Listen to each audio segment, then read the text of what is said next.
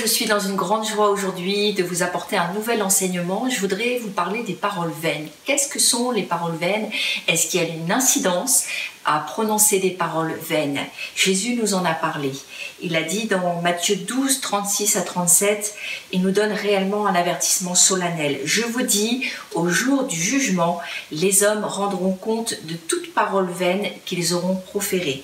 Car par tes paroles, tu seras justifié et par tes paroles, tu seras condamné. Qu'est-ce que sont ces paroles vaines? Ces paroles vaines, il s'agit de paroles dites à la légère. Des paroles, nous ne pensons pas forcément à ces paroles, nous ne croyons pas forcément à la véracité de ces paroles. C'est des paroles qui sont prononcées sur l'instantané, je dirais des paroles qui sont très circonstancielles, qui sont même émotionnelles, des paroles qui ne sont pas préméditées.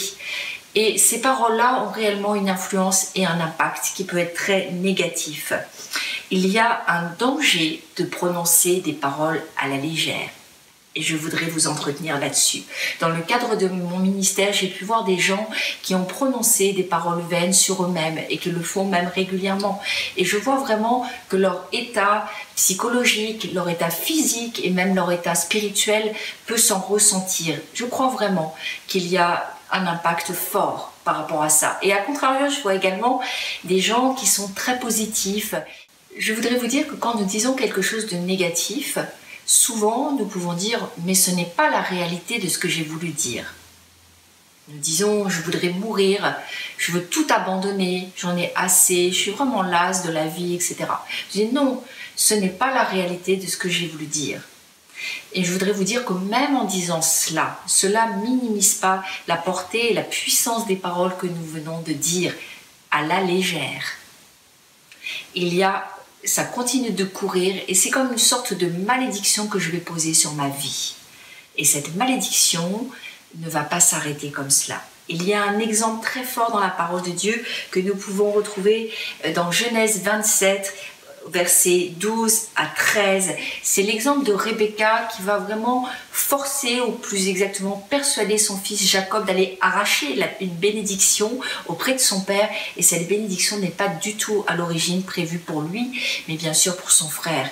Il va y aller persuadé, mais il a un petit peu peur des conséquences qu'il pourrait y avoir. Et voilà ce qu'il va dire à sa mère.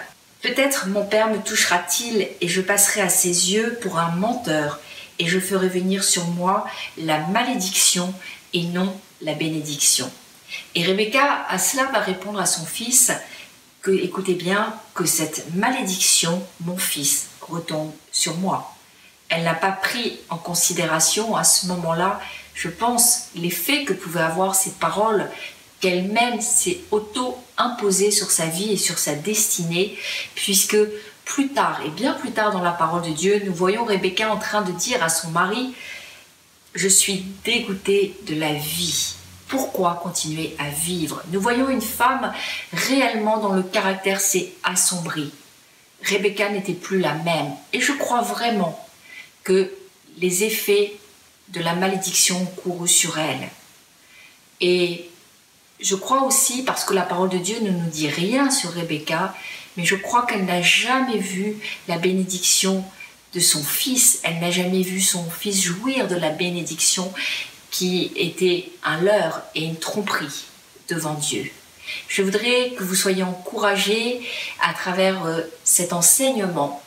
Et non seulement encourager, mais que vous puissiez réaliser l'importance de nos paroles, encore une fois, et des paroles dites à la légère, qui ne sont absolument pas légères, mais qui ont un poids très sérieux. Parce que nous devons prendre au sérieux la façon dont nous parlons et les paroles que nous utilisons sur nos vies et sur la vie de ceux qui nous sont confiés. Soyez vraiment bénis, vous pouvez me retrouver sur YouTube, sur Facebook régulièrement. Abonnez-vous à mon Facebook, abonnez-vous à mon YouTube, Pasteur Valérie Brossier. Et vous retrouverez également le ministère GCB France sur le lien qui vient de s'inscrire. À très bientôt. Soyez bénis.